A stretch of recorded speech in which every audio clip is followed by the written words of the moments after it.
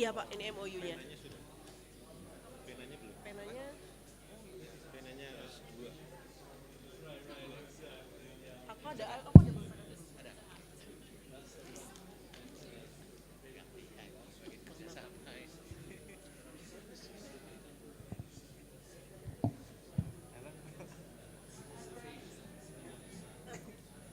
Sip. sip. Dipersembahkan buat dia. Oh boleh ya? Boleh ya? Iya, ini bentuk bakti saya Pak. Tapi dipastikan dulu nih. Pastikan dulu belum. Benar-benar bagus, tidak macet. Oke. Ini juga. Yang bagus yang kita bahas tadi. Oke, sudah ini di. Ini. Oh, oke. Jadi yang potong.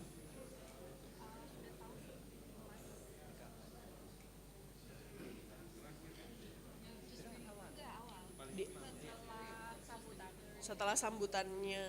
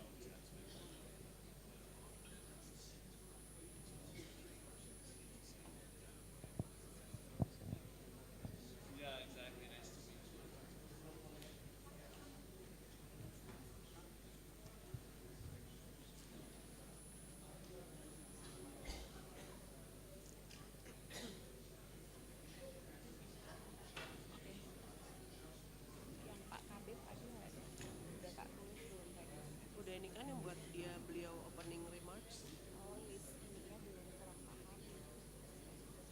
Oh iya, kurang paham.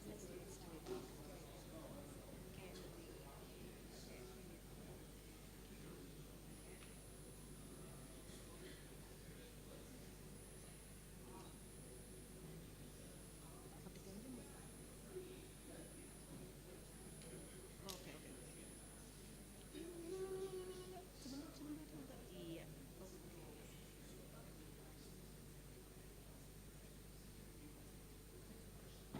Oke, sip. So, okay, good afternoon, ladies and gentlemen. I hope you have a great day today. Welcome to the International Center for Law and Religion Studies at the National Advisory Council study visit titled Promoting Freedom of Religion or Beliefs in Indonesia, Challenges and Opportunities. So we would like to welcome and express our appreciation to our dignitaries, Mr. Milchip, the Chair, International Advisory Council, and then Professor Brett Sharps as the Director of the International Center for Law and Religion Studies, Brigham Young University, Professor Fatima Hussein, the Associate Director of ICRS, and then Vice Dean of Finance, Asset and Human Resource Affairs, Dr. Habib Mustafa, and then Dr. Samsul Ma'arif, the Head of CRCS UGM, Dr. Diki Sofyan, the Moderator, and Dr. Huria and Dr. Manunggal Wardoyo, speakers of the discussion. And all the participants of the discussion, so welcome. Now, before we begin, we would like to give you a glimpse of our discussion's topic. So ICRS and CRCS UGM have been collaborating with the Brigham Young University's International Center for Law and Religion Studies, or BYU ICLRS, for the past 7 to 8 years in various activities such as graduate level course, Religion and Human Rights, joint workshops, publications, training on religion and rule of law, and running a series of programs on freedom of religion or belief. The purpose of the BYU ICLRS visit to Yogyakarta today is to host around 50 members of ICLRS International Advisory Council in their study travel.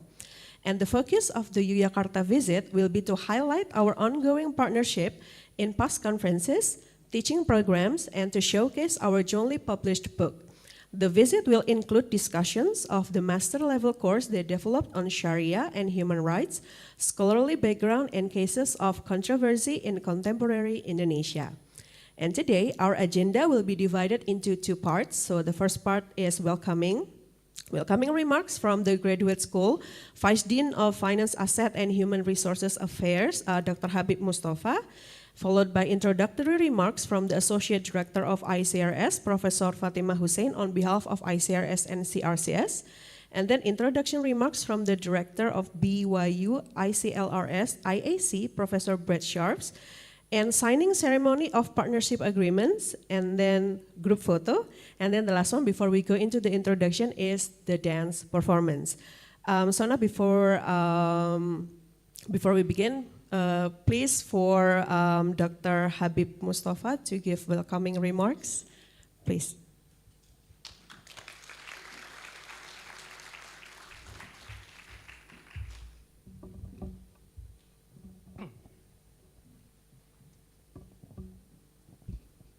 Okay, good afternoon, everybody, our distinguished guests, ladies and gentlemen,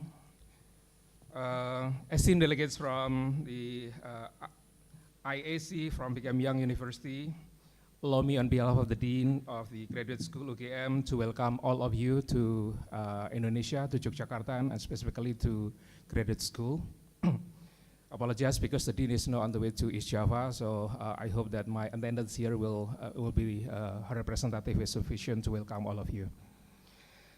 Okay, yeah, it's with great pride and honor that we host this valuable visit, especially in the context of strengthening the partnership that has been established between BYU ICLRS, ICRS, CRCS over the past few years. If I'm not mistaken, this is approaching 8 years, if I'm not mistaken.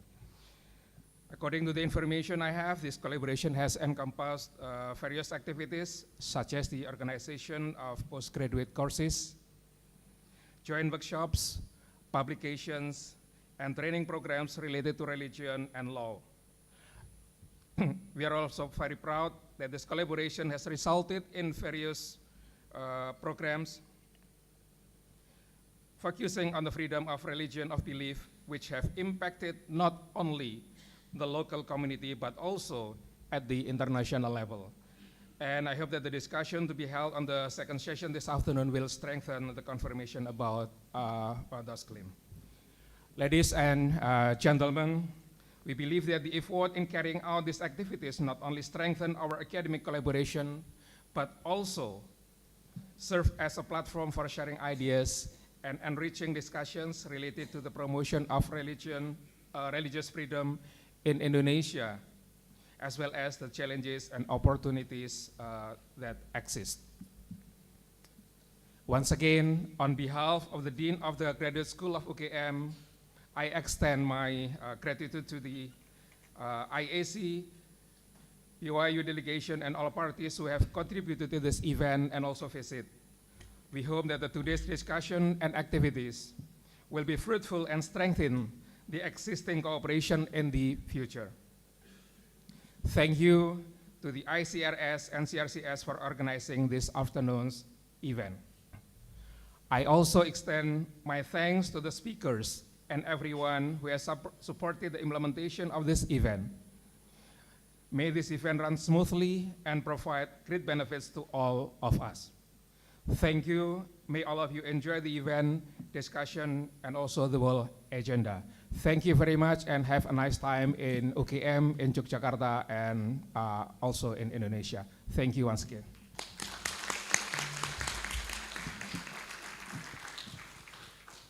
And then next, introduction remarks from the Associate Director of ICRS, Professor Fatima Hussein, please.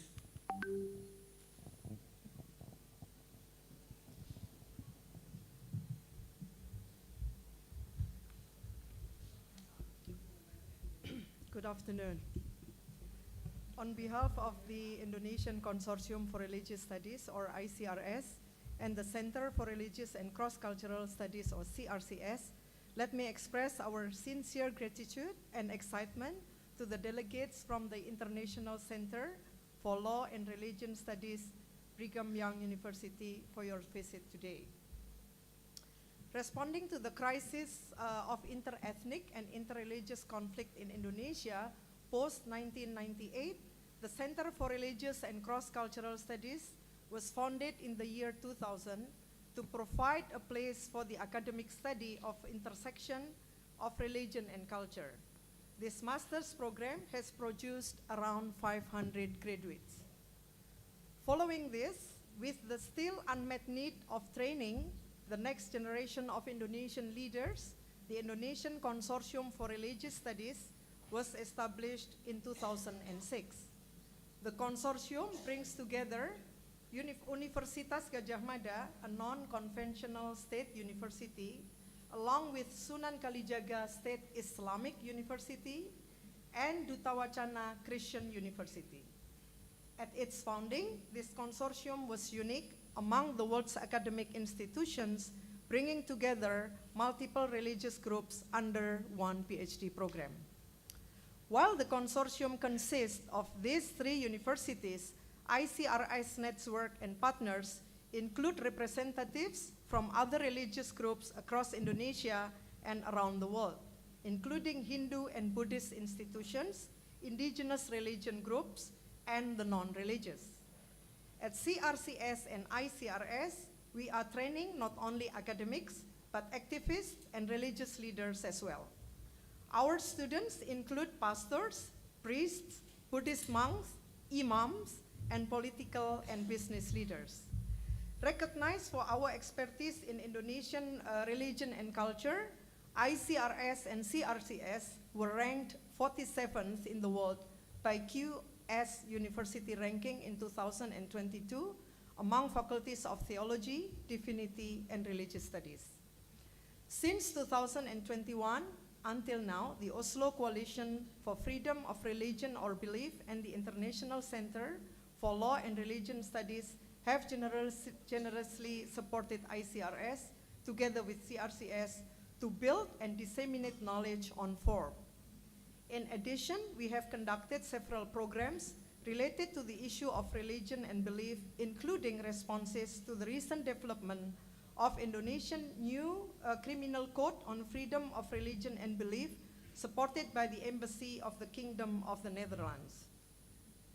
In 2018, the Embassy supported a study entitled Bridging the Unbridgeable, Dialectics of Religious Freedom and Harmony in Post-Reform Indonesia, which convened 4 focus group discussions in Medan, Surabaya, Makassar, and Jakarta.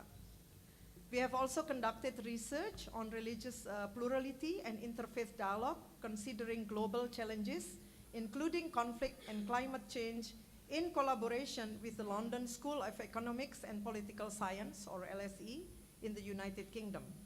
We have also published some research findings in numerous journals, mass media, and books on issues related to freedom of religion or belief in Indonesia, both in Bahasa or Indonesian language and English.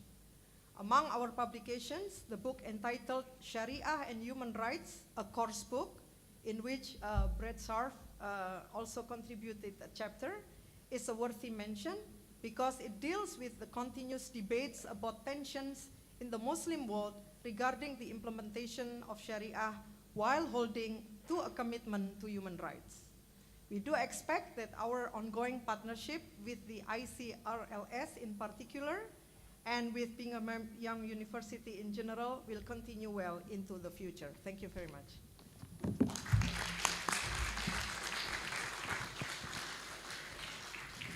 And the next agenda is the signing ceremony of partnership agreements and sorry, I apologize for the mistake. So the next one is the opening remarks from Professor Brett Scharf. Please.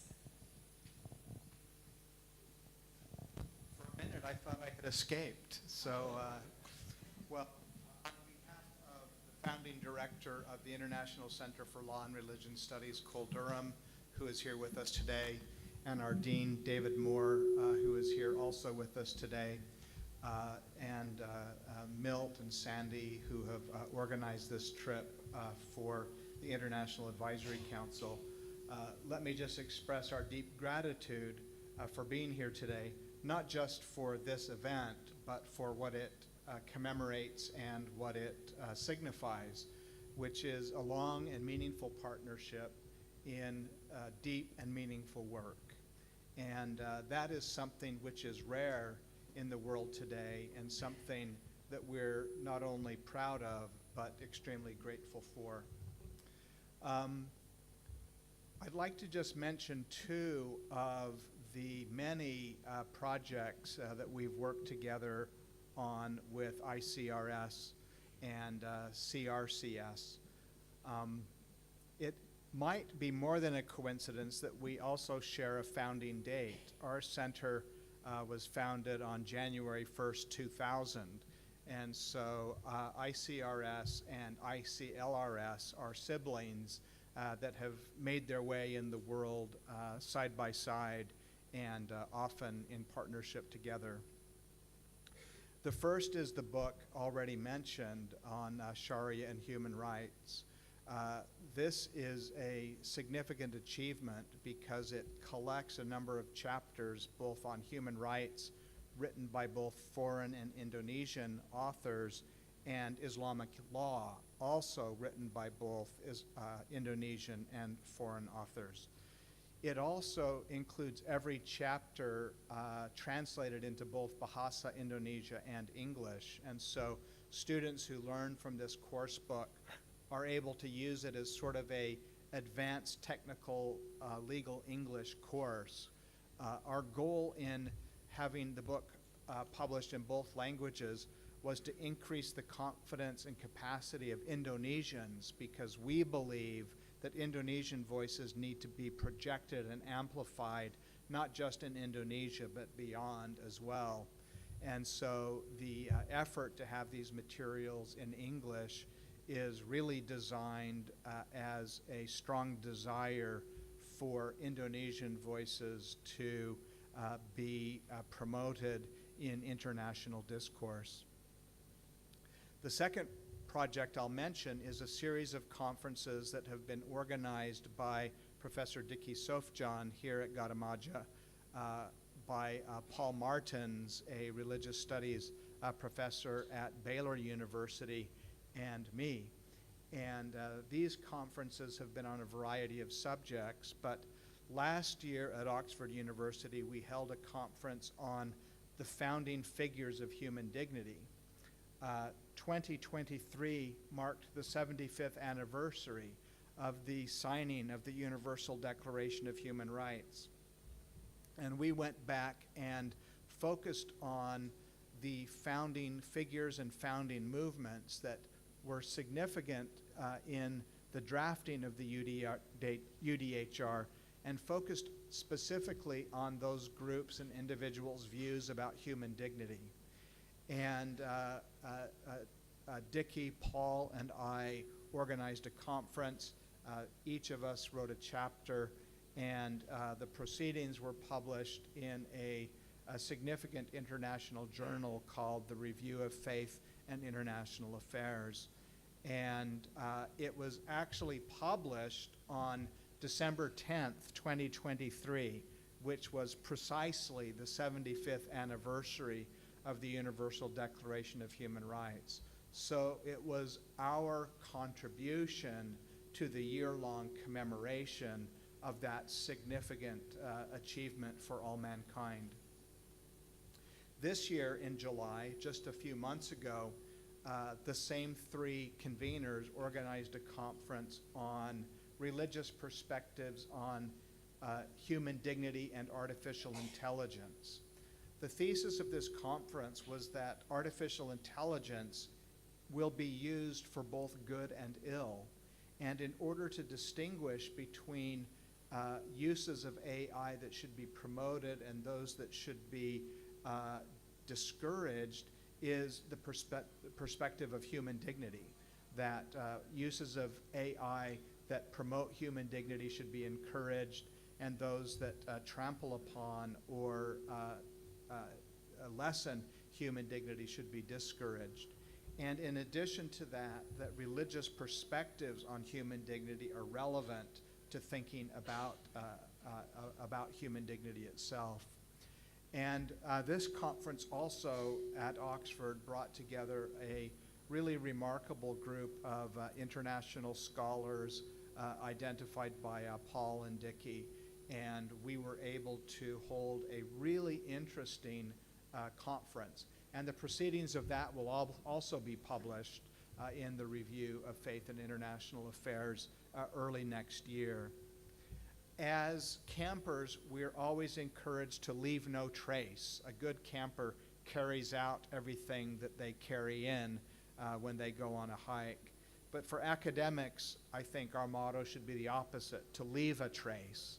And these conferences, followed up with the hard work of publishing books and special issues of flagship journals, is an important way for us as academics to try to make sure that we let the world know that we passed this way.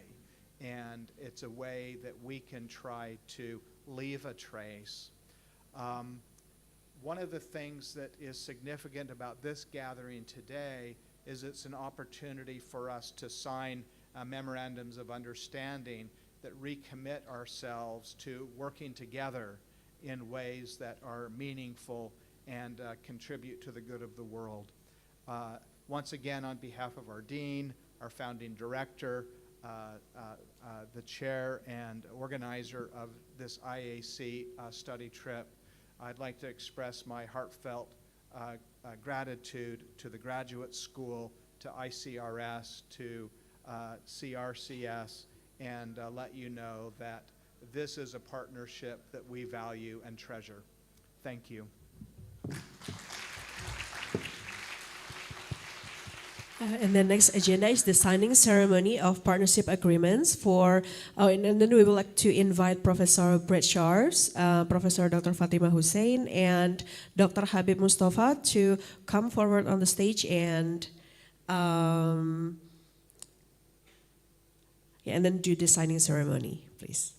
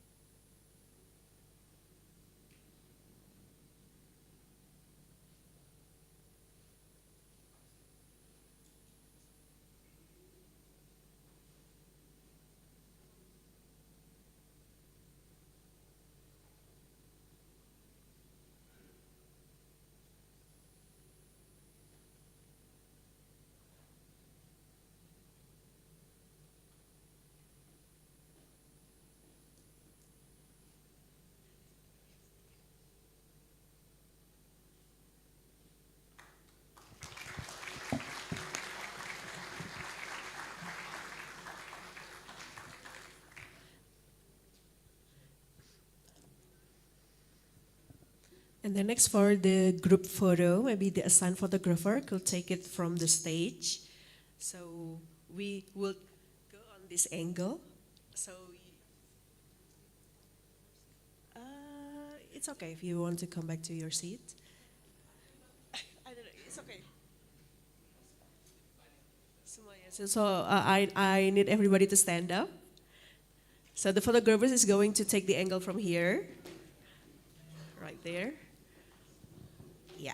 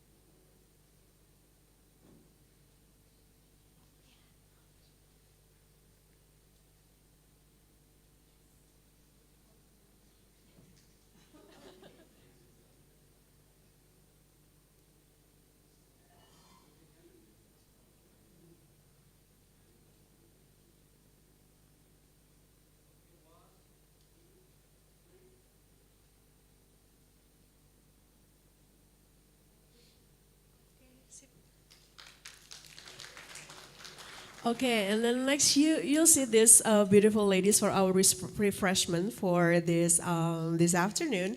So the dance performance that we're going to show you is called Nuswantara dance. So Nuswantara is a Sanskrit word, and Nusantara or Nuswantara refers to the Indonesian archipelago, and it is not just a geographical term but also a symbol of diversity and richness of culture that exists in Indonesia.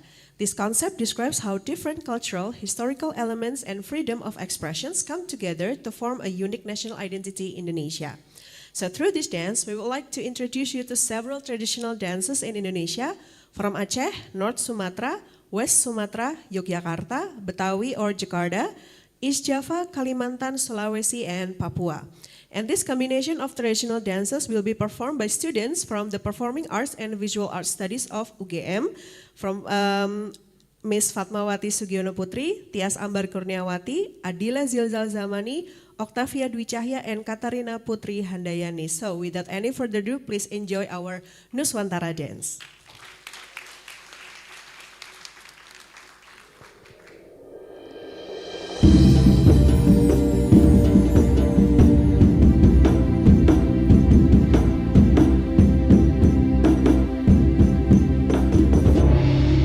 Assalamualaikum warahmatullah.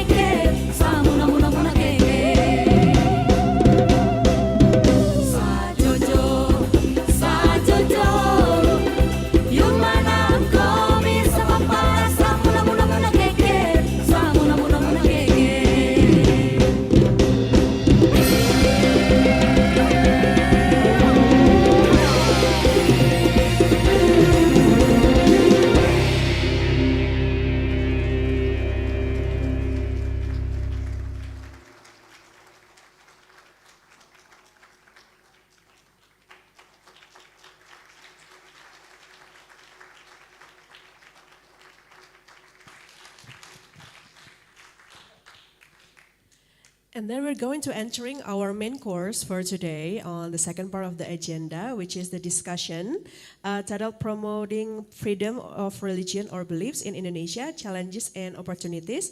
And this discussion will be presented by three guest speakers, and it will be led by Professor Diki Sofyan as the moderator, followed by Q&A session and token of appreciation. So we would like to invite our three speakers, Dr. Huria, Chair of Indonesian Scholar Network on Freedom of Religion or Beliefs, and Dr. Manunggal Kawardoyo from Constitutional Law Department, Faculty of Law, Universitas Jenderal Sudirman Purwokerto, and Sepaham Indonesia. And the third speaker, Dr. Samsul Ma'arif, the Director of Center for Religious and Cross-Cultural Studies, UGM. So please, without any further ado, please welcome our speakers and our moderator for today.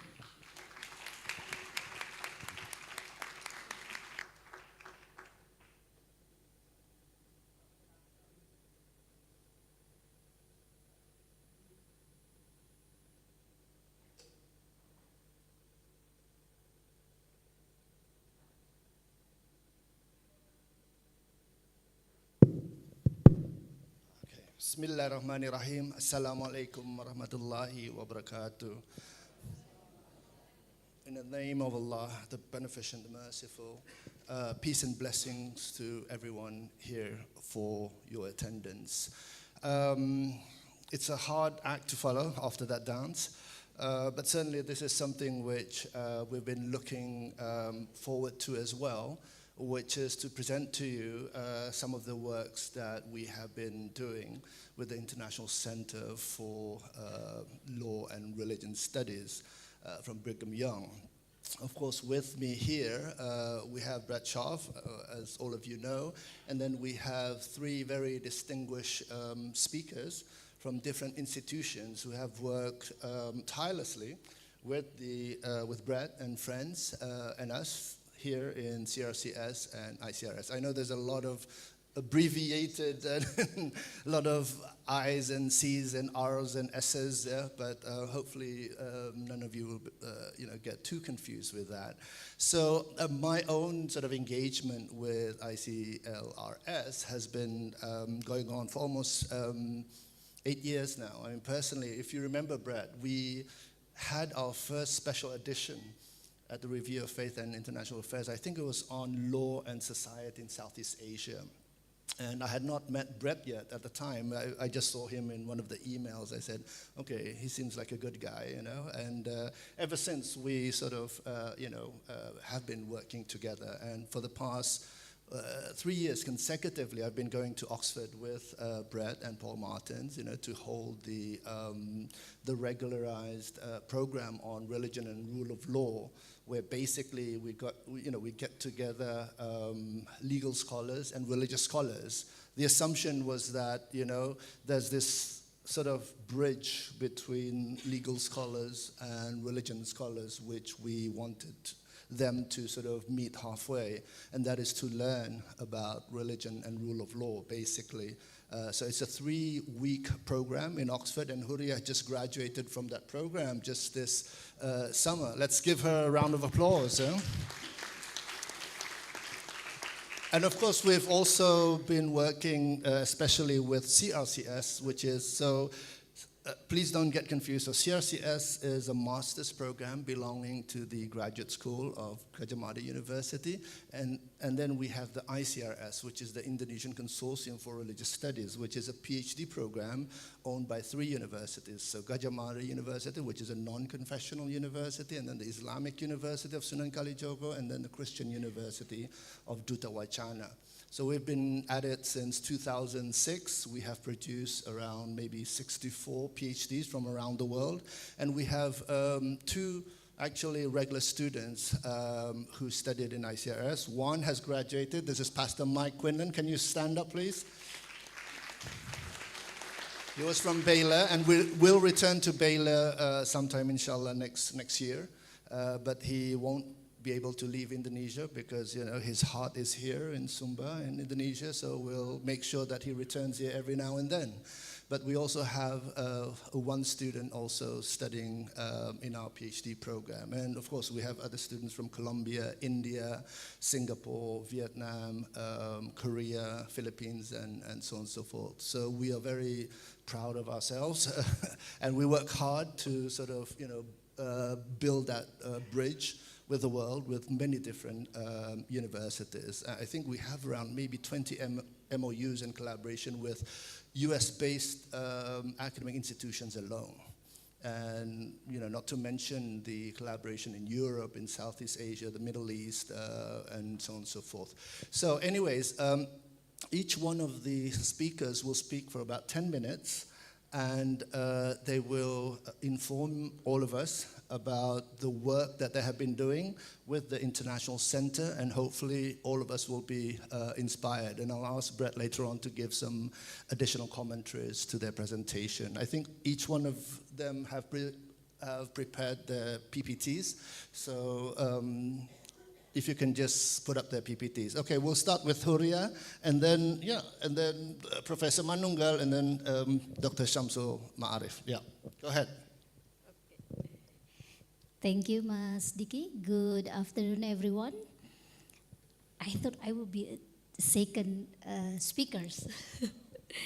So it's my greatest pleasure to be here, not only as a speaker actually, but I feel like I'm the luckiest person in this room, because back in 2019, I came to the CRCS as the participant of the fellowship program on freedom of religion or beliefs.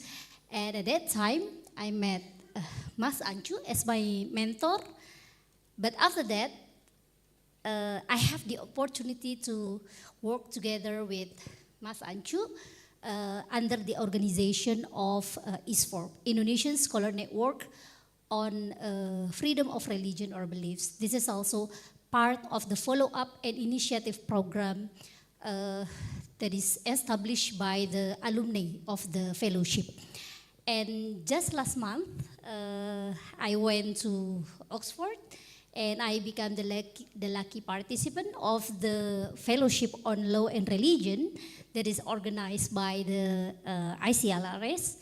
And I met Brad and also Cole as a student, for the fellowship. And now, today, this afternoon, I can have the opportunity to be among them and sit together in the same panel. So this is, I feel like in Indonesia, we call it kejatuhan duren runtuh, like I feel like the luckiest person here. And hopefully, ISFORB can also extend our cooperation with BYU and also ICLRS.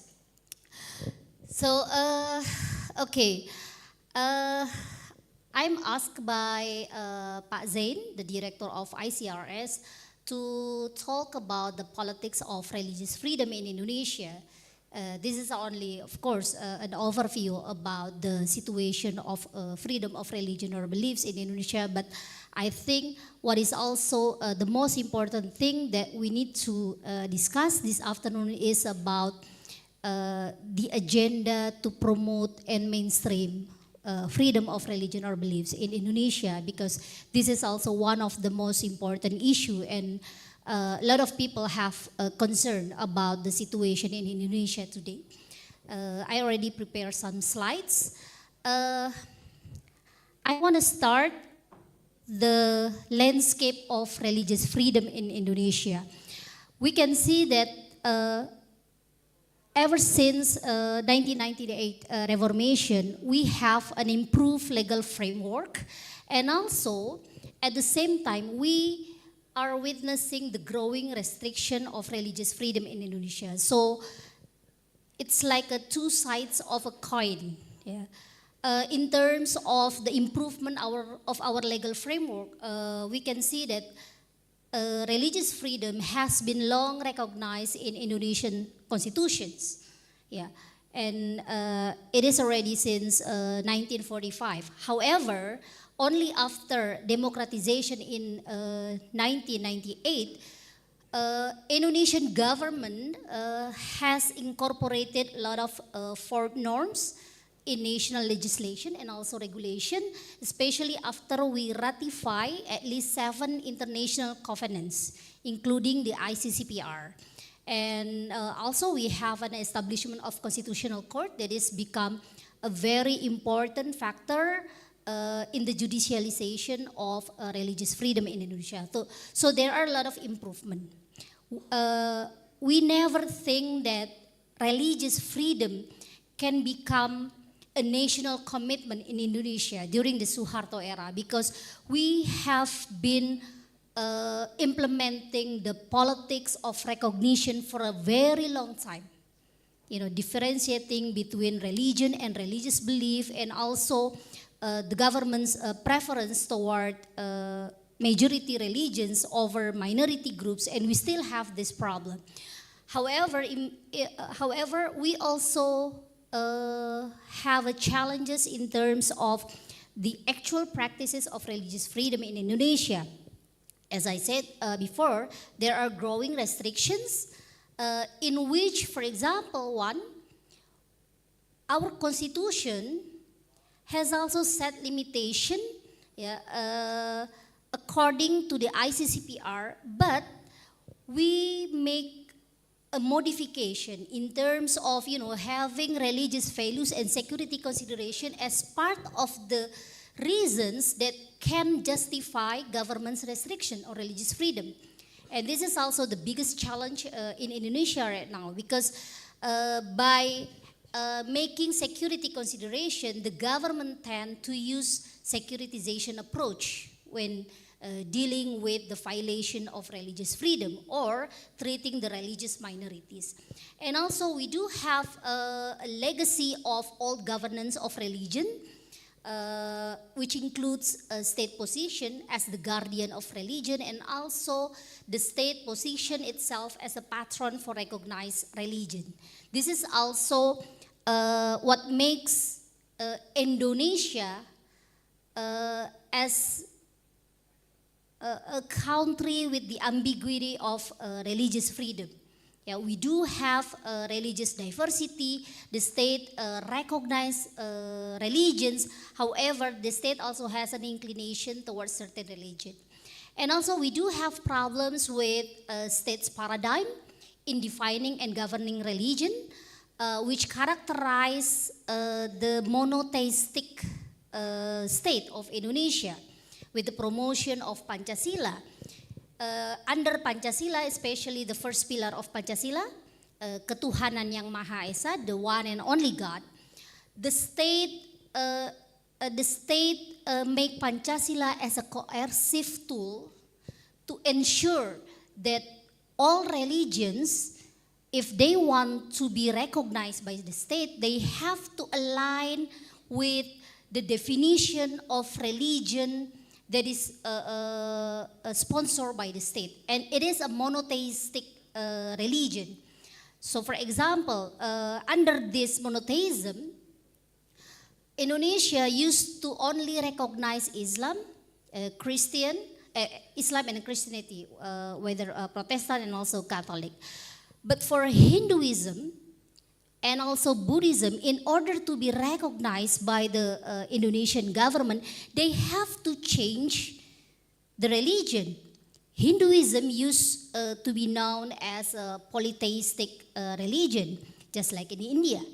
But in Indonesia, in order to be recognized officially, they have to change into monotheist Hinduism. So they have this monotheist characteristic in which the deity is Sang Hyang Widiwasa. So they only recognize one and only God. They call it Sang Hyang Widiwasa. So this is also what distinguish Hinduism in Indonesia and in India, for example. And the same thing also happens with the Buddhism. Buddhism is also actually like a non-theistic religion. They don't have prophets, they don't have a holy book, they don't have scripture. But in Indonesia, when they want to be recognized by the Indonesian government, they have to change the Buddhism into a theistic religion. So they introduced the concept of Sang Hyang Adikwasa, if I'm not mistaken, in order to make sure that they acknowledge the one and only God. And also they make this holy book and everything, because the definition of religion in Indonesia is very Abrahamic, in line with Abrahamic perspective. So this is also one of the challenge. Some of the scholars argue that Pancasila and its first pillar is part of the gift and also the sacrifice of the Muslim community. In order to uphold Indonesian unity, they acknowledge the principle of monotheism. However, for minority religion, it actually become a coercive tool from the government to control the religion and to make sure that all minority religions comply with state's paradigm, in defining and also governing religion. So this is still a problem in Indonesia.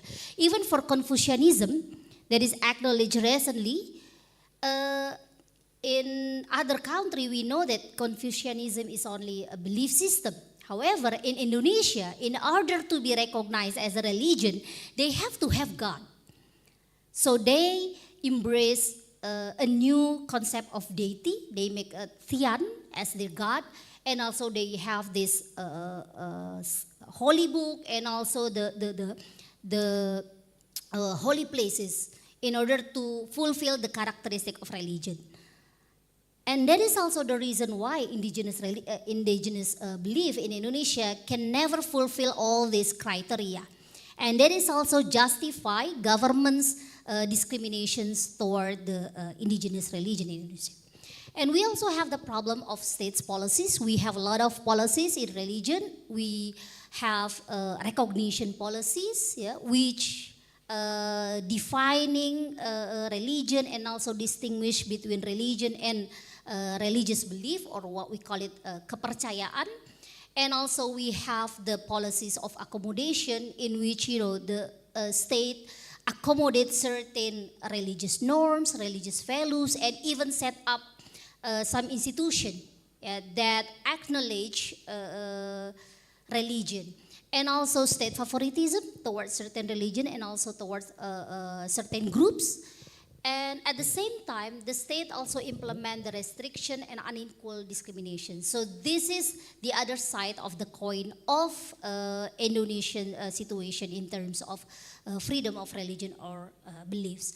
And the result, as you can see in the next slide, we have been witnessing the compliance gap of freedom of religion or beliefs protections. According to Pew Research Centers, for example, since 2007 until 2021, freedom of religion in Indonesia is marked with a situation in which government restriction remain very high, and also the social hostility remain high. So this is the situations.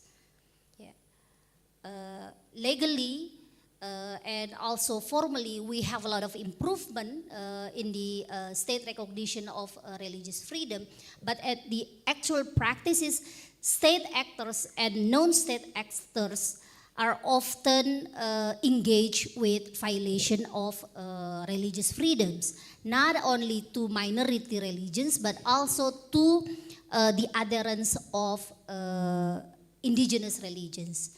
This has been going on even until now. Of course, if you see at the graphic, there have been a decline in 2016 and 2019. It was when the election, during the election, under the Jokowi's administration, there are a lot of groups that have this optimism that Indonesia might, work better in protecting religious freedom, especially after we have the Constitutional Court decision, which acknowledge the rights of indigenous groups, or also the rights of the adherents of indigenous religion. But still, in the actual practices, we can see a lot of a situation in which groups of indigenous religions are facing discrimination and also stereotyping and labeling and so on and so forth. So from this situation, what can we do next? You know, because from my research, I've seen that there are at least three methods that are used by the state to restrict religious freedom. I suggest that we can also respond to state restriction at least three levels of response.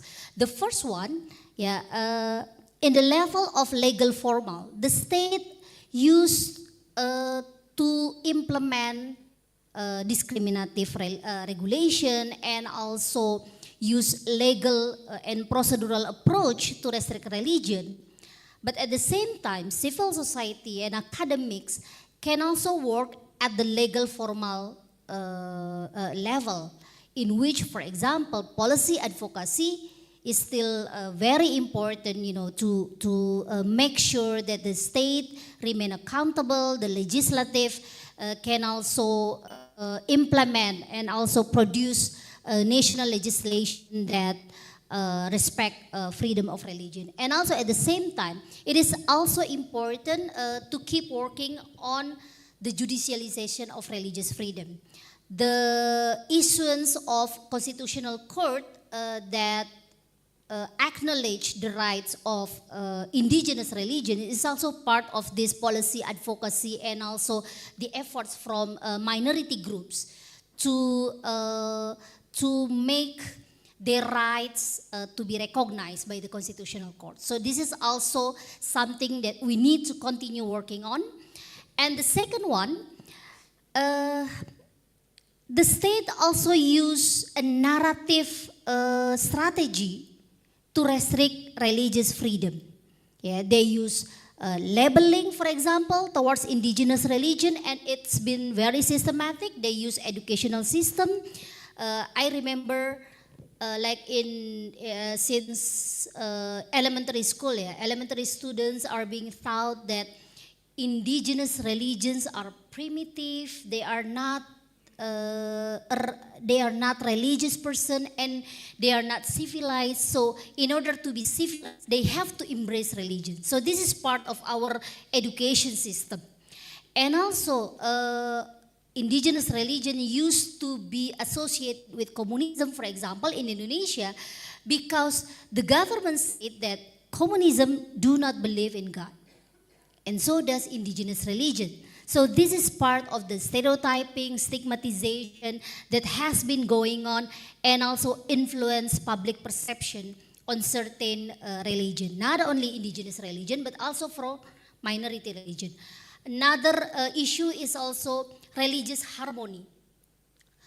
The state has been working to promote the narrative of religious harmony as a way to make sure that minority groups, you know, can comply and also can follow the majority's interests. So this is also part of the problem, the way the state coerces religious harmony over religious freedom.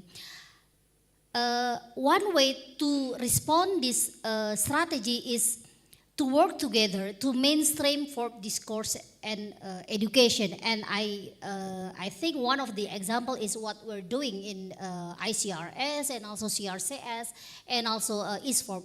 We are, for example, we work together not only among academics, but we also work together with civil society organization in order to counter narrative, you know, to counter the narrative of the state that enforce religious harmony as a way to undermine religious freedom in Indonesia. And the third strategy is because the state also at the same time tried to co-opt civil society groups, and also to co-op religious freedom in order to support state strategy. So it is also important to enhance civil society capacities in safeguarding and promoting freedom of religion in Indonesia.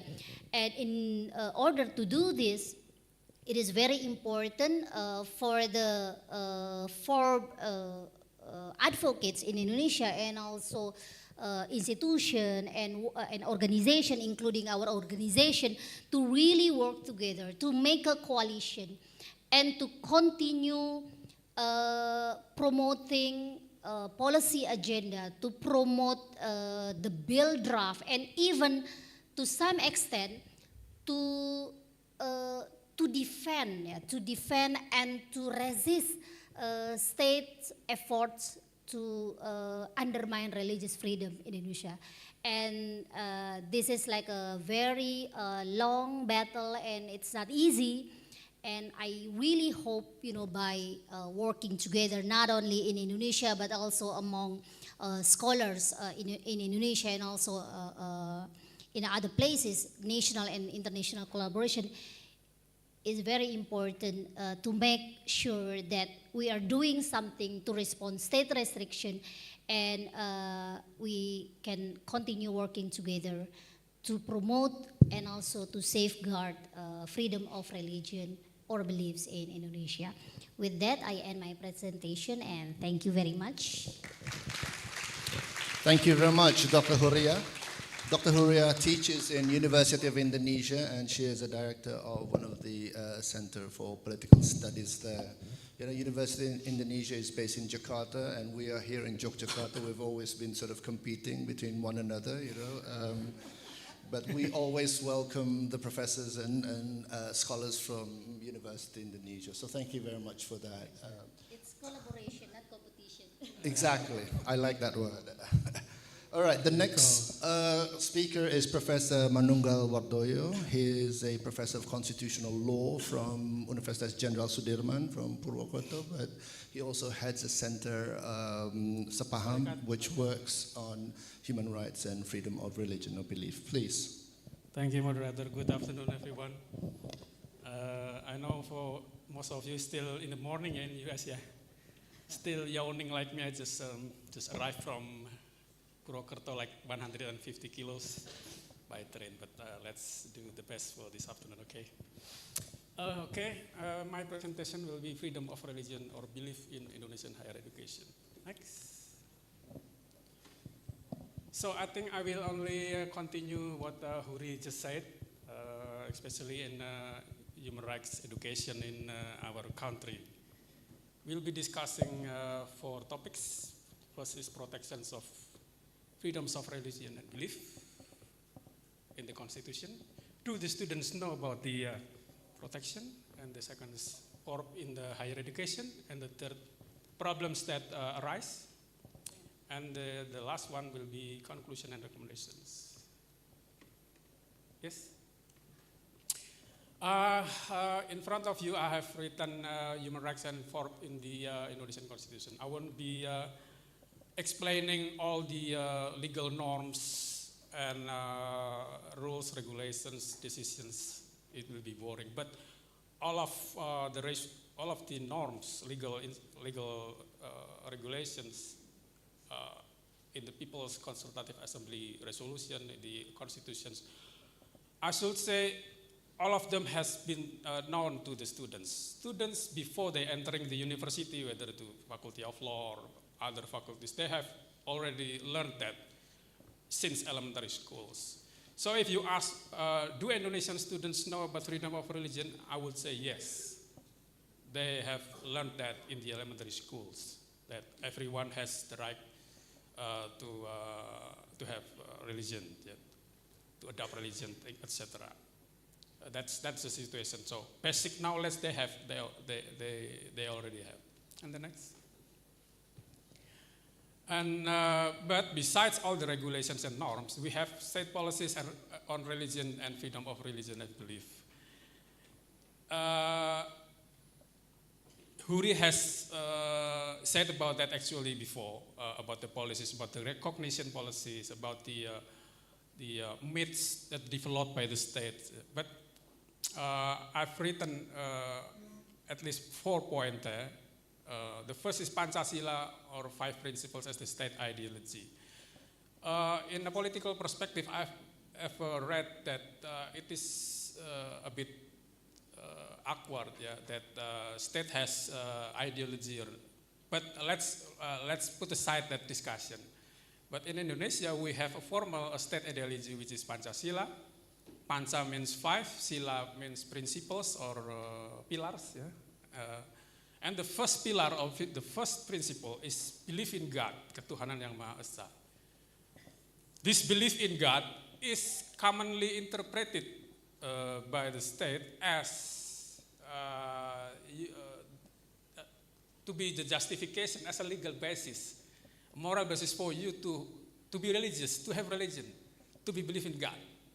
In other words, indirectly, there will be no place for you in this country if you don't believe in God.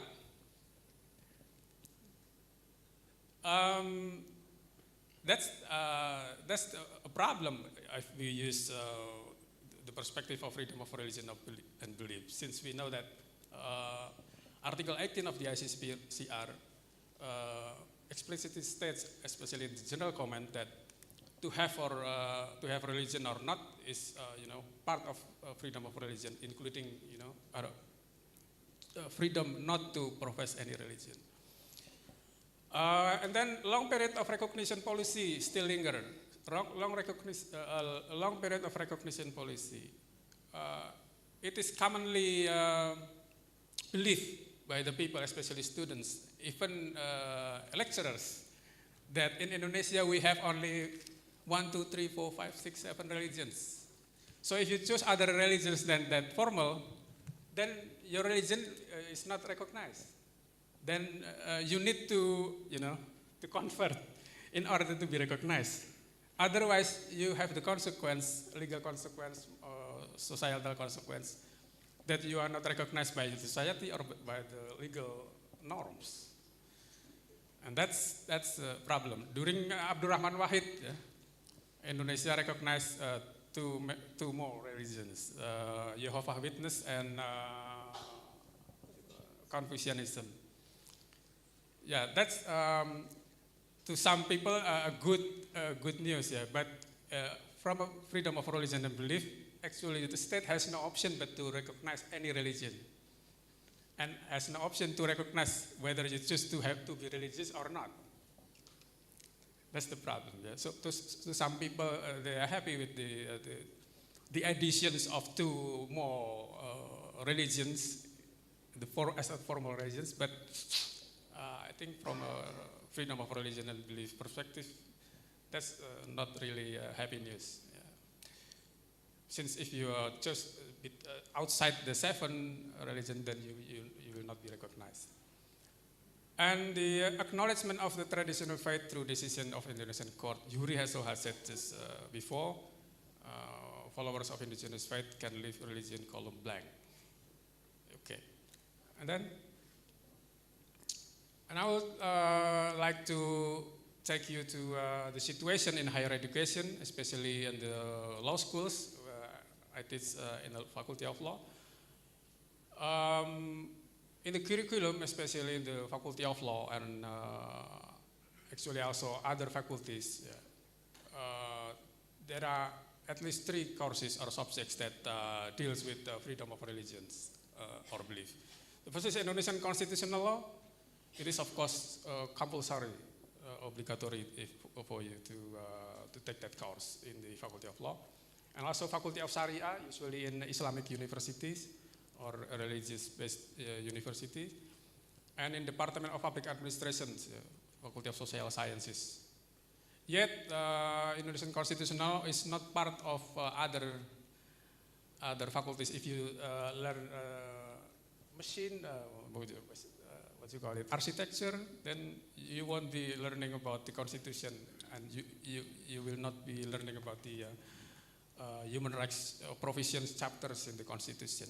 Yes, I didn't write about citizenship. Yeah. We also, students also learn about citizenship, but there's no guarantee that citizenship also includes human rights provisions and freedoms in the course. And the second is human rights law. Human rights law in Indonesia is not has not been have a firm status. In many faculty of law, it is an optional course. In many others, also not provided, because there is an assumption that the faculty has provided the constitutional law, Indonesian constitutional and Indonesian constitutional law, will be talking about or discussing about human rights law. That's a bit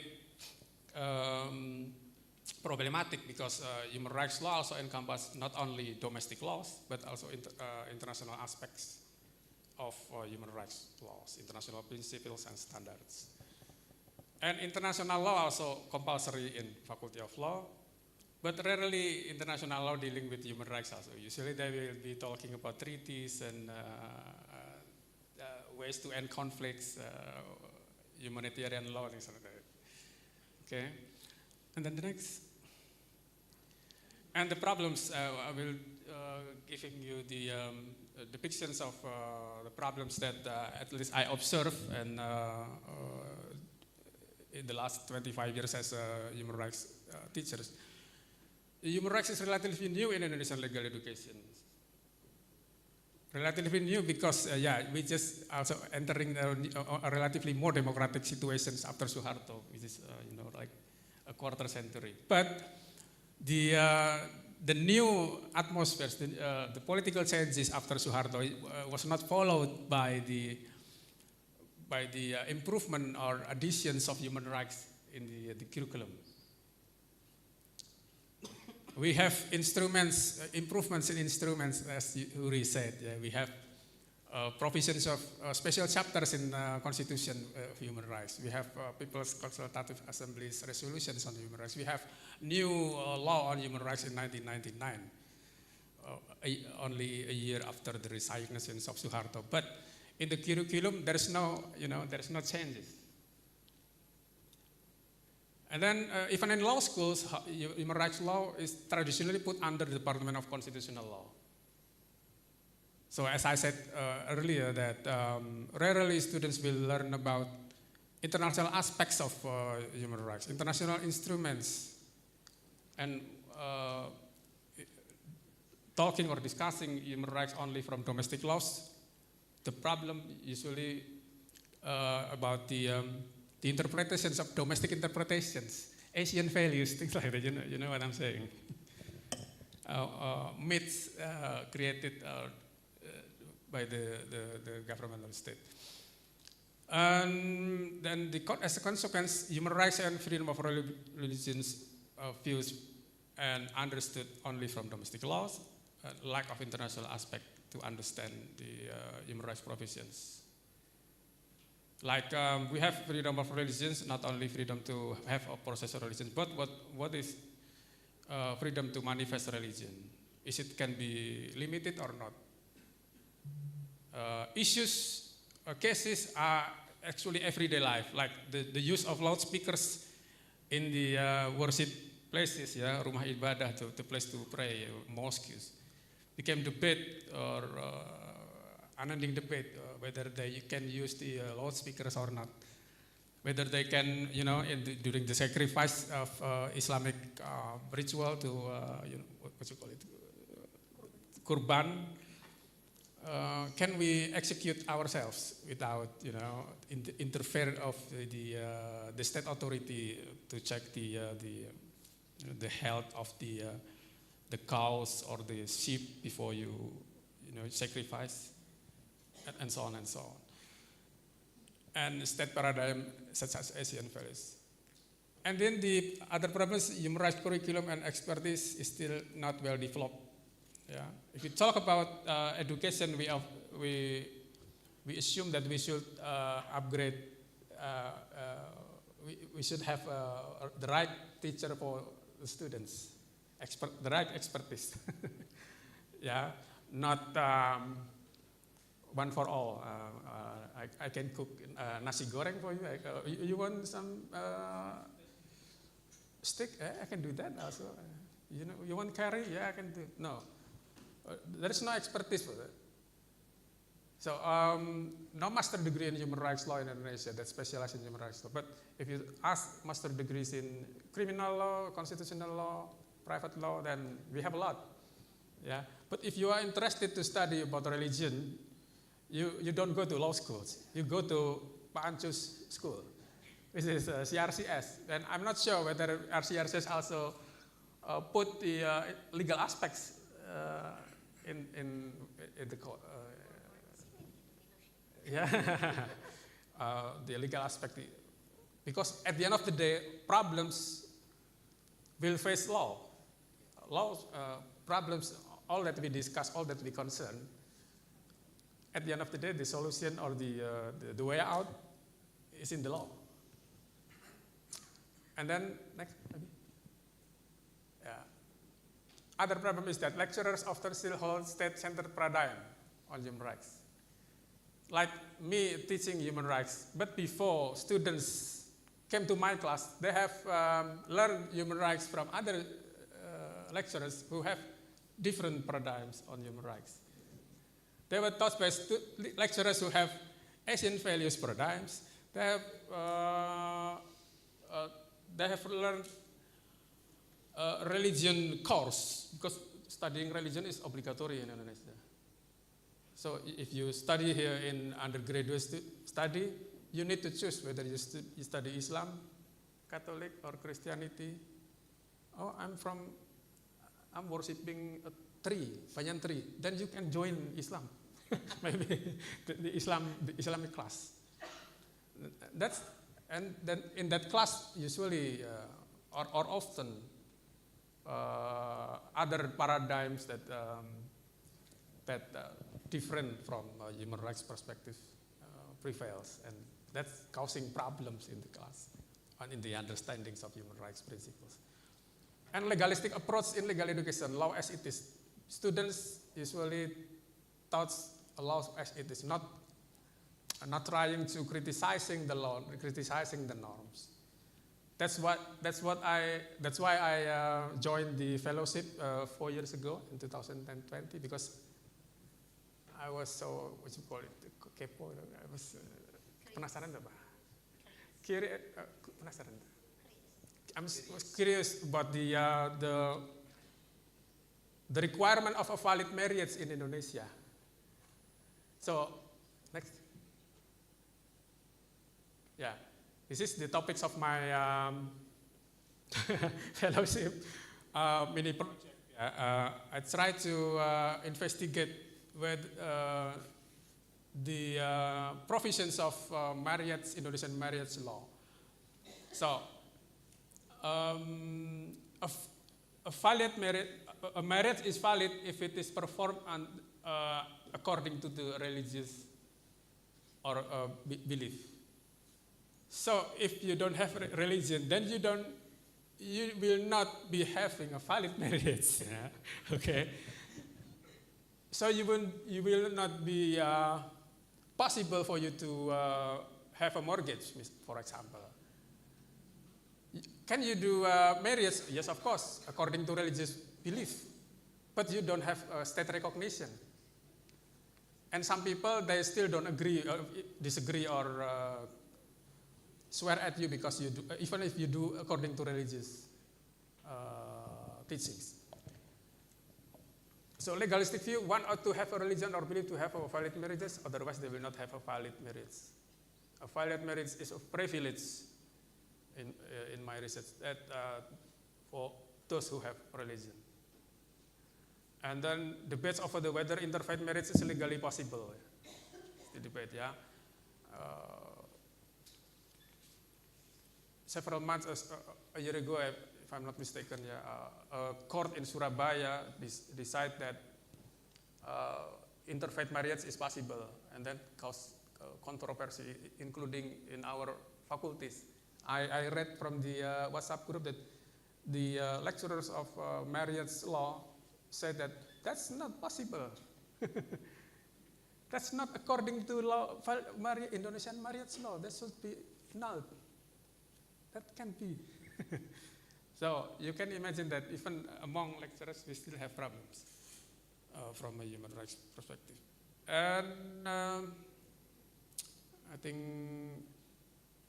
and from a very legalistic perspective, comes a very legalistic suggestions also. So you don't have religion, it's easy. You can you have religion for a few seconds on the paper, and then you will have a valid marriage.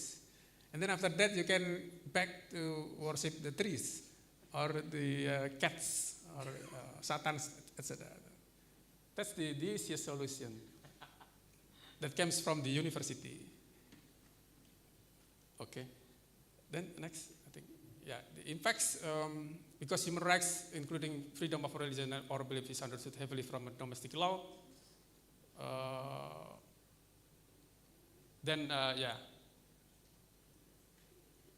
We cannot expect the full enjoyments of human rights. Yeah, human rights is okay as long as not contradictory to the state ideology. This is, of course, not in line with the General Geneva Convention 1969 on the law of treaties. That domestic law should be harmonized with the international law. Not international law should be harmonized with domestic law. And law graduates who work in the legal field have no comprehensive knowledge on the human rights law when dealing with human rights cases. They are kind of confused. Are we on the right track to defend those who believe in Satan? Things like that. And then public policies actions related to FORB, especially at the local level, is not well monitored or advocated. Maybe in the national level, yeah, relatively okay. Ancu is one of the experts at the Constitutional Court for the right of traditional belief. But at the local level, what we call it peraturan daerah, local relation. Yeah, we should expect to those law graduates who understand that to advocate. And then I think the last this is the situation at my faculty. We have law and human rights. The course is under the Department of Constitutional Law again, not under international law or not in a special department. Traditionally taught by lecturers who have educational background and constitutional law, limited only to domestic laws. Yeah. After I entered the department, then I modified a bit, which is actually a deviation because I put, what should I do? I should add international aspects, international standards and all that.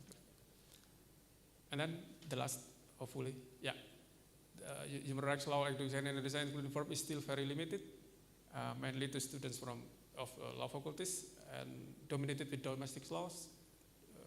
Development of human rights law in the higher education curriculum, including freedom of religion and belief, is still needed, and urgency to upgrade lecturers with trainings on human rights law.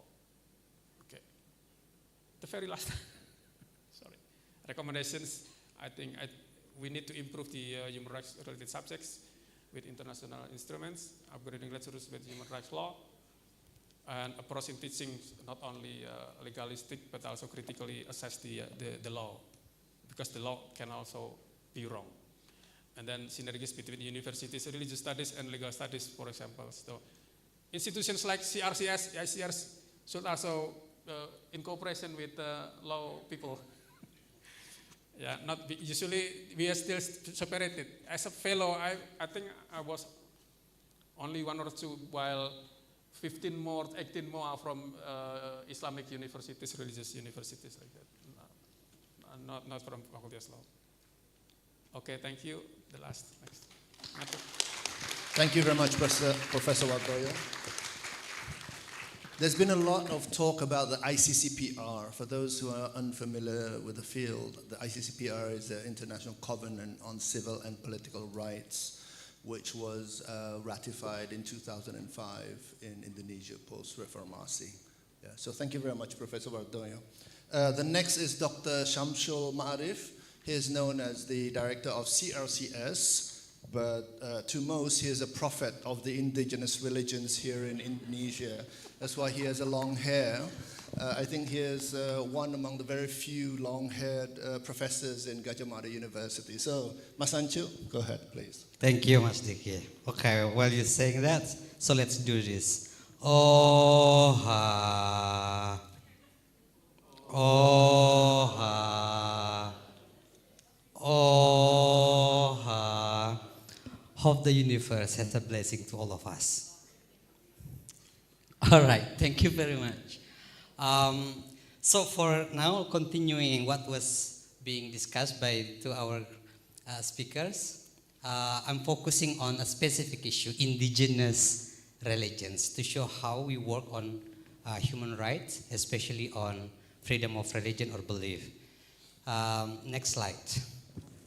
So in 2017, due to advocacy, legal mobilization by GSO, civil society organizations, and also communities, brought their petition to the court, the constitutional court, and then the court approved.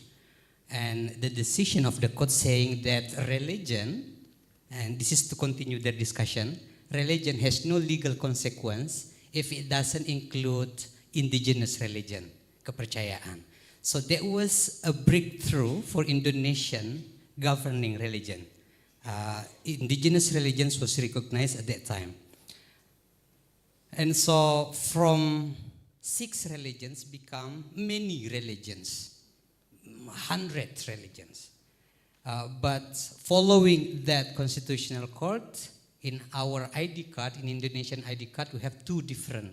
So you have ID card with column of religion, and then you have the other one with the column of kepercayaan or indigenous religions.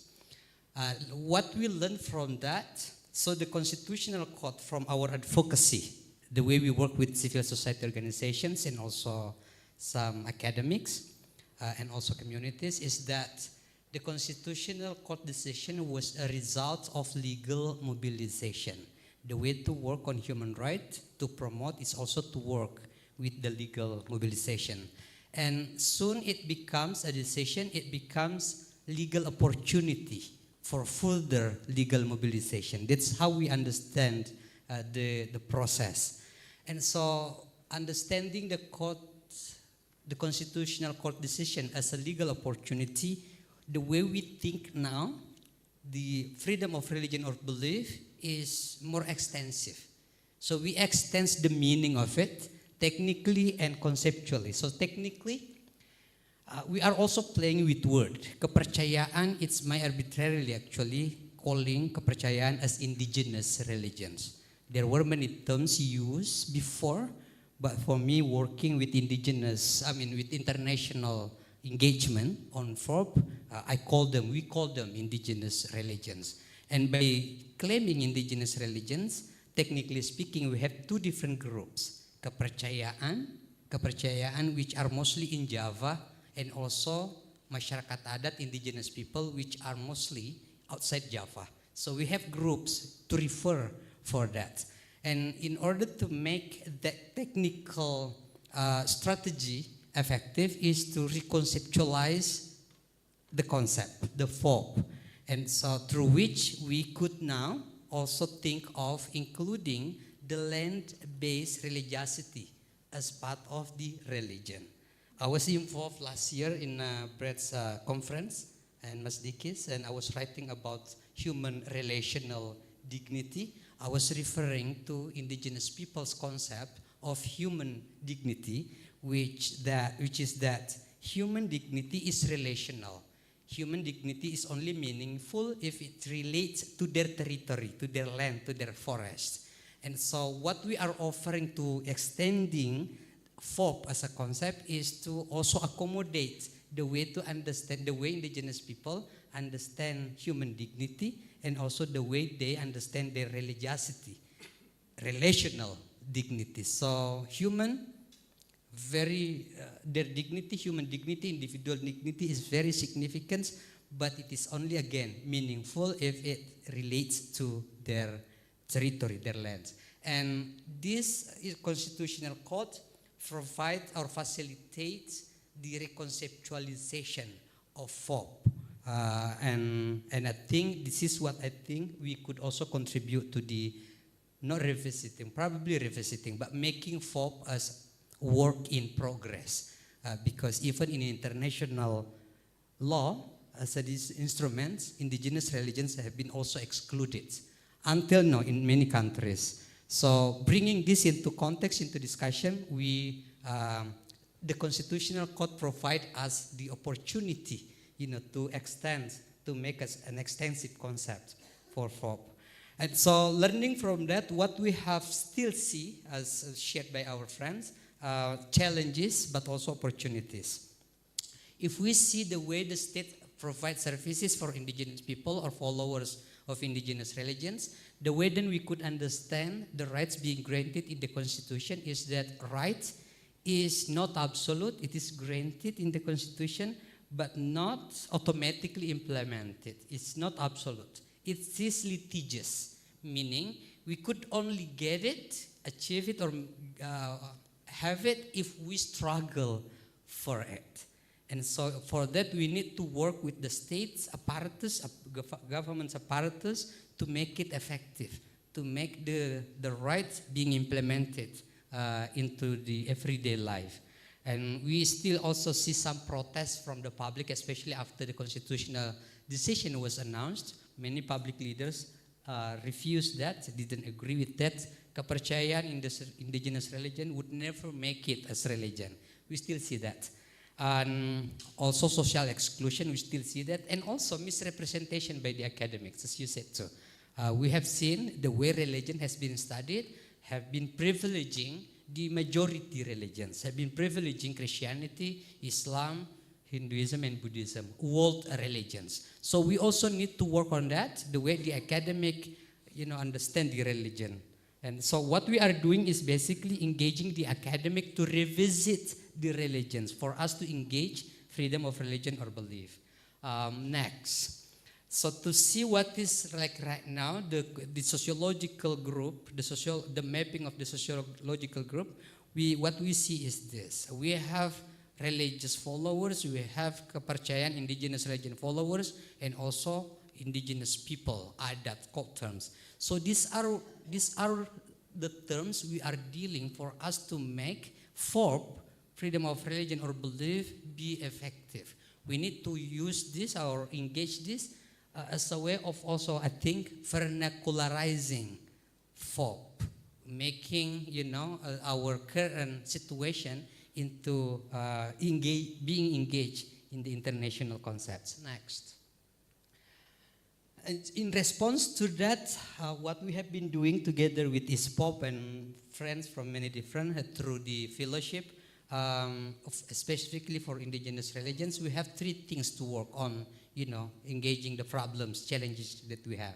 So we have established conferences. So we facilitate like a conference to facilitate the academic, to share, to engage the misrepresentation. Next. And also, just to show you. So the conference, when we start the fellowship, we also start the conference on indigenous religions. Conference on indigenous religions. I think that is the only one in the world. So we make the courage to do this because indigenous religions is not only uniquely in Indonesia, it is around the world. And so we claim it to be international, with the intention to engage the international too. Folk many times is also used for privileging the majorities. And so folk also should be also brought into the interest of the marginalized. And so the conference comes with consolidation.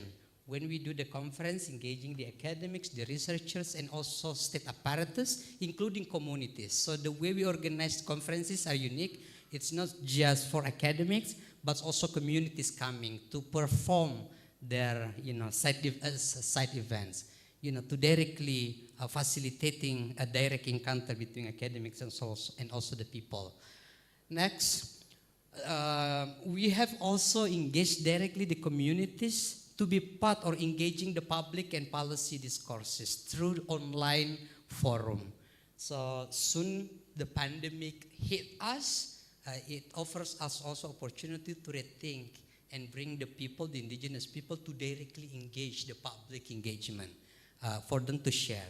And now, like every Thursday night, the main speakers are the representative of indigenous people, accompanied by discussants, academic researchers, and so they have direct discussions.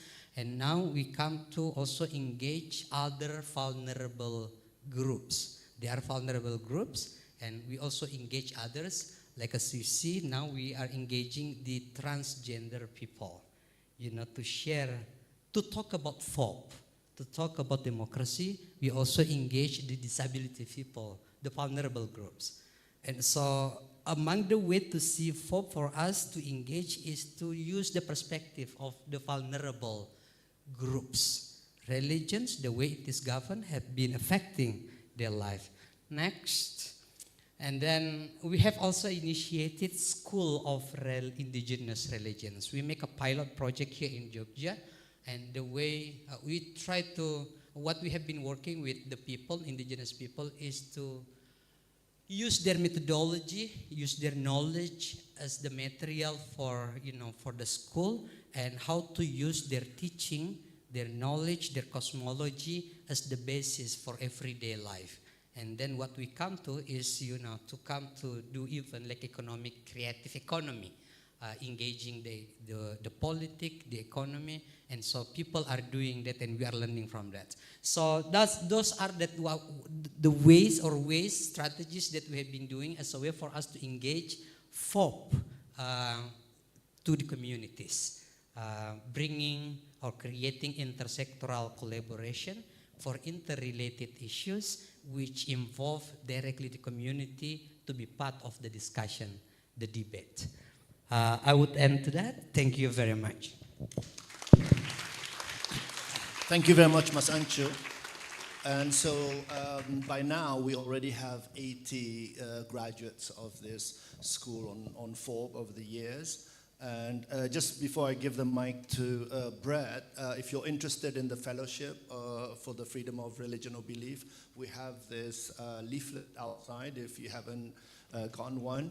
This is the special edition in the Review of Faith and International Affairs, which we just did in December 2023. This is on the 75th anniversary of the UDHR, which is the Universal Declaration on Human Rights. And this is the thick book on Ham and Sharia, basically a bilingual book on the Sharia, the Islamic law, and human rights. So you can take a look at this. I'm sure you're not interested in putting that in your luggage when you come back to the US, but I'll give the mic to Brett for his commentaries. All right, well, very briefly, heartfelt thanks to each of the presenters. I think you get a sense of just how innovative, creative, and courageous they are in their academic work. I think Huria pointed out something very important, which is the gap between law as written and law as implemented. And this is a constant challenge in every legal system. And lawyers, judges, government officials don't always appreciate having these gaps identified and explained in detail. And I finally understand why we're working with religious studies department instead of the law schools. There's a lot of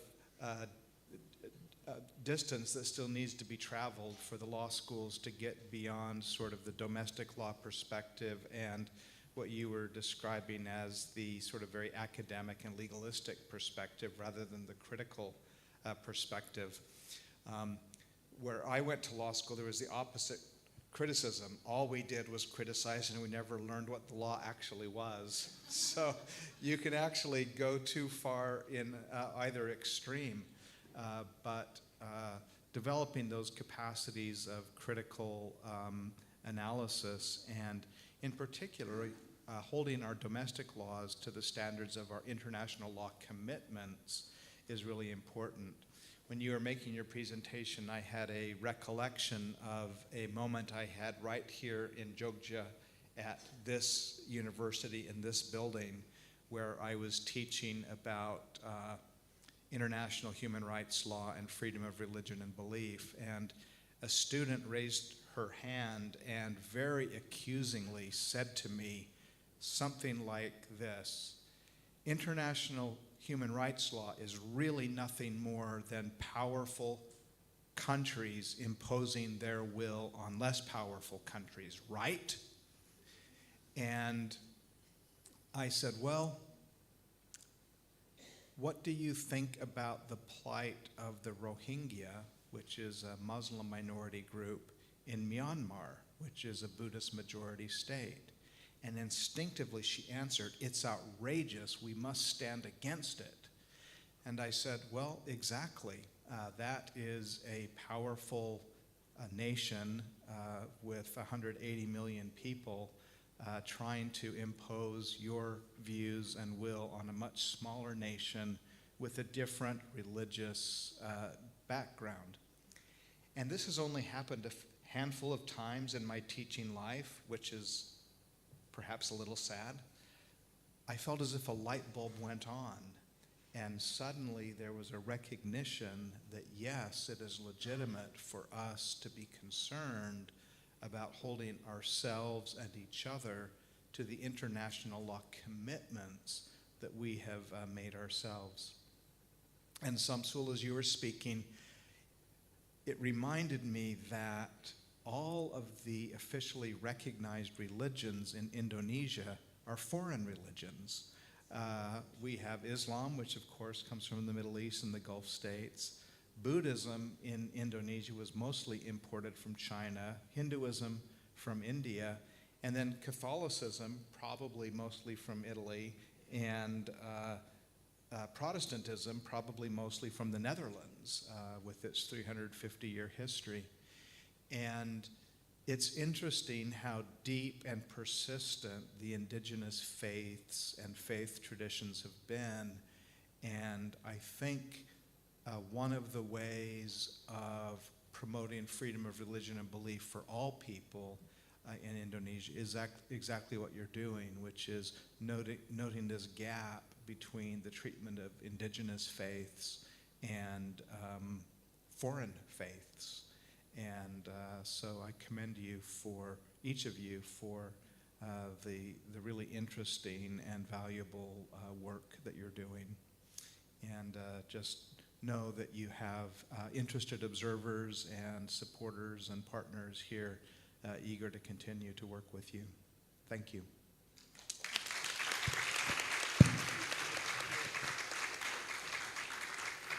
Thank you, Brad. Of course, besides the freedom of religion or belief projects and activities that we've been doing with Brigham Young International Center for Religion Law and Religion Studies, is we've also been working a lot on human dignity.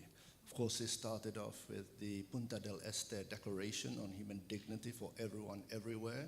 And we've done a lot of activities, workshops, including the ones in Oxford at Christ Church. And of course, there will be other activities and various forums and conferences that we will be doing, again, on human dignity. So I think we have around maybe 5 to 10 minutes. I would like to give the privilege first to our American visitors here who would like to pose any questions or give any remarks. Okay, I have one, we have two, Cole, who else? Okay, did I see a hand up there? No, okay, two. Please. First, thank you very much for your insights and your hard work on this important issue. It seems so much hinges upon what is or is not religion. So is it possible on any level, constitutionally, legislatively, or judicially, for the state to define religion and say this is religion and this is not religion, without violating freedom of religion? Is that even possible, or is any such effort per se a violation of freedom of religion? Thank you for the question. Cole? Let me just repeat thanks for an excellent panel. I have two questions. One is about indigenous rights and how the indigenous rights movement here is being connected with the broader international indigenous rights movement that's going on in the Western Hemisphere. It's been going on for a couple hundred years or longer, but it's very intense now. There have been big UN meetings this April, and I think annually.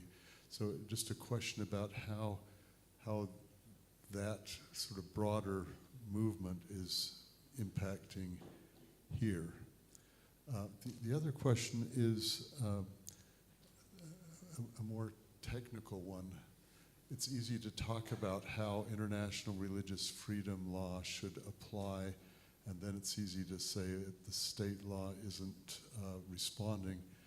But the reality is most countries have some, at some technical level, a notion of how the international law comes into the domestic legal system.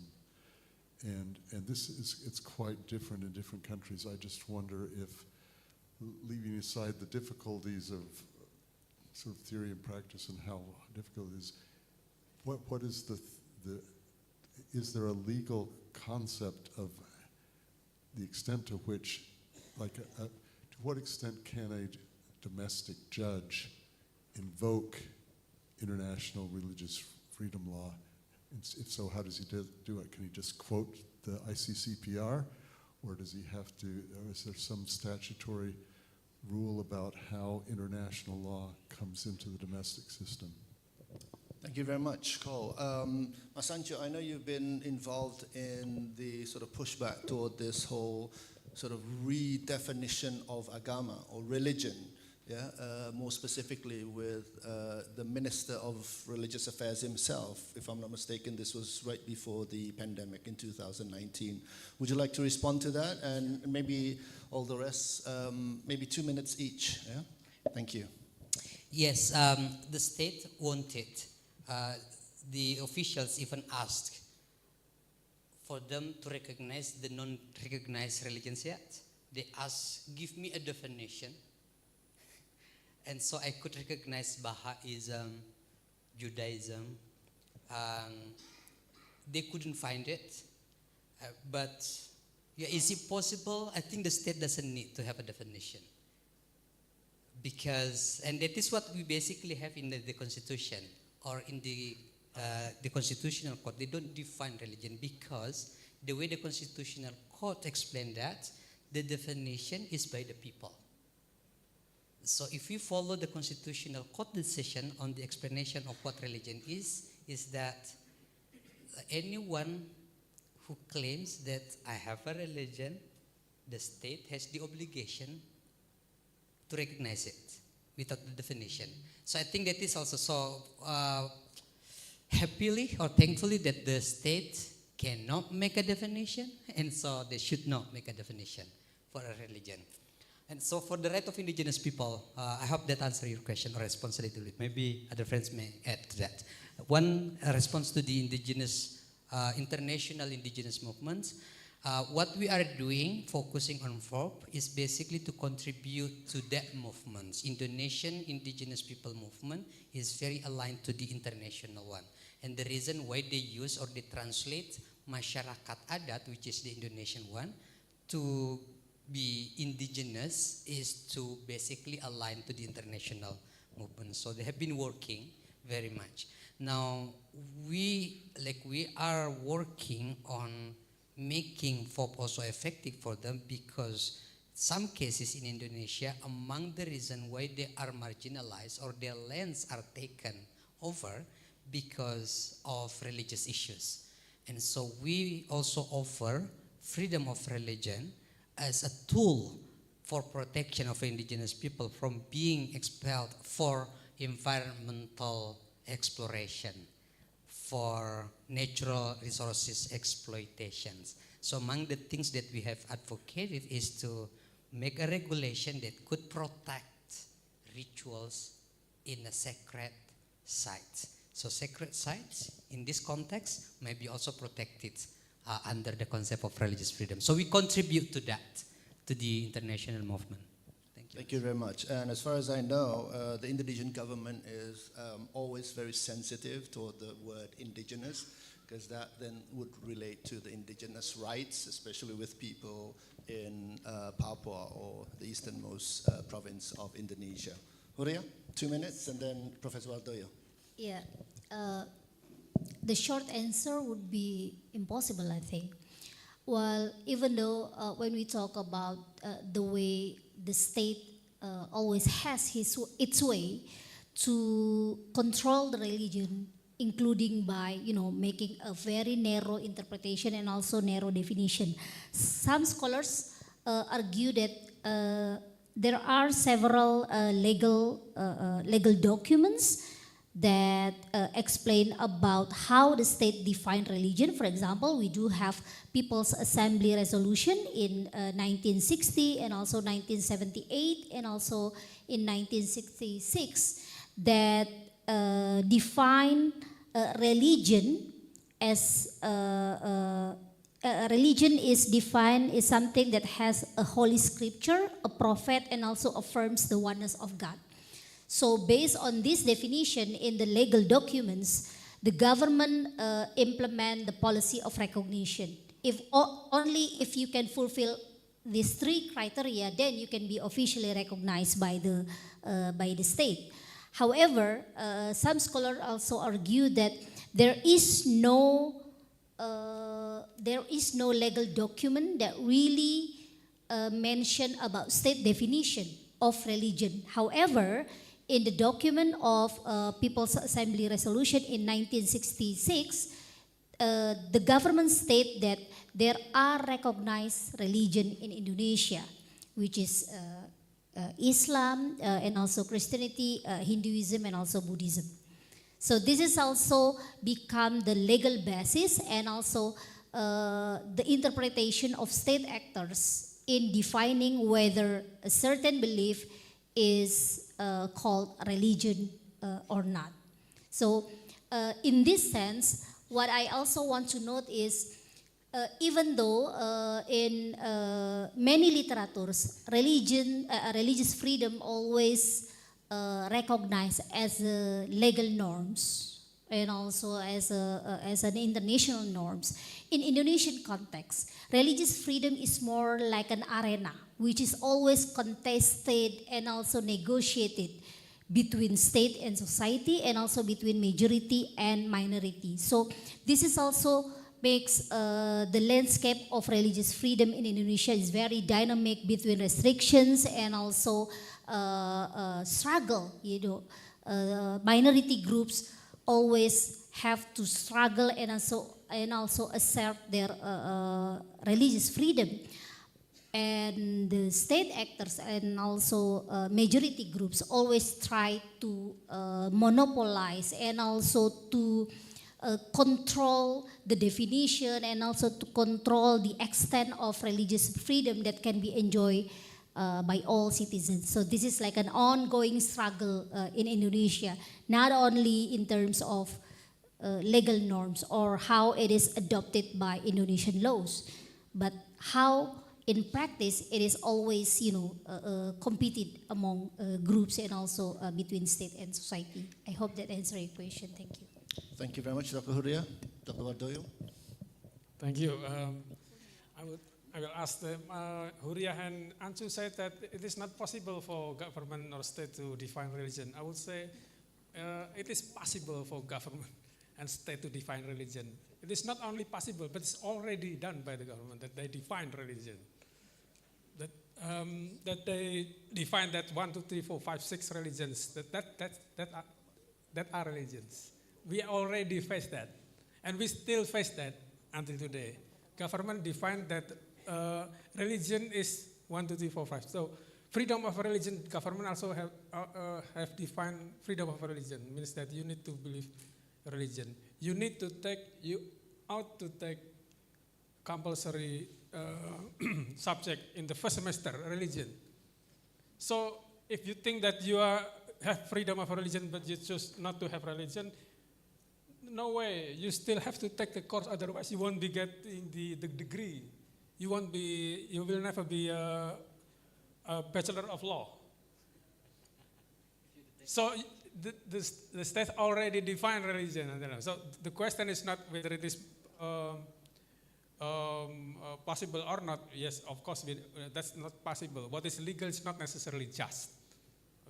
I believe that. What is legal is not necessarily just. But the question for us, the challenge for us is to always criticize and critically assess the government policy on religions. Anju and his colleagues has successful in challenging the law that's created by the parliament and the president at the constitutional court. But we still have plenty of problems with religion definitions created by states that already and now still valid and valid in in many fields of our life. Thank you. Thank you very much, Dr. Wadoyo. So you can just imagine, while we are having these challenges in terms of adjudicating for freedom of religion or belief in Indonesia, you can just imagine how adjudicating for human dignity with respect to the laws and the implementation thereof. We are still having these challenges, but I do believe that we are making progress. And if any of you are familiar that we have just recently also decolonized, quote and unquote, and amended our Indonesian Penal Code. So now we have officially, we do not have officially the term blasphemy in the Indonesian Penal Code now, ever since the amendment, but there are still sort of avenues in which some social religious organization can use terms like religious insult as a way of sort of bringing forth the various possible suits on defamation and blasphemy, if you like. So with that, I'd like to thank all of the speakers here on the panel, and I'd like to thank all of you for your kind attention. I think we have some refreshments outside. I will give back the time to the MC. Thank you very much, everyone. Okay, thank you so much for the engaging and inspiring discussions for the future of the freedom of religion or belief in Indonesia. And next, we would like to invite Professor Leo Epafras to deliver the token of appreciation to the speakers.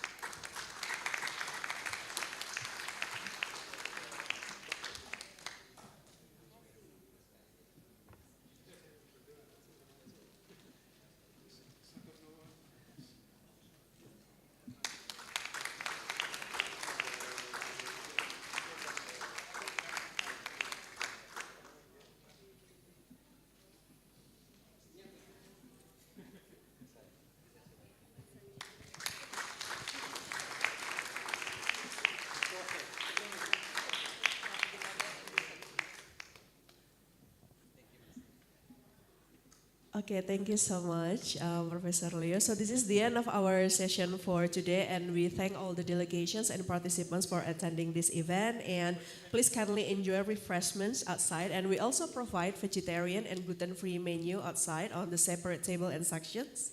And our staff members will be glad to guide you and assist you if you want to find them. So Thank you so much, and I apologize if you have like any inconvenience. Thank you. Have a nice day, and see you again. Bye bye.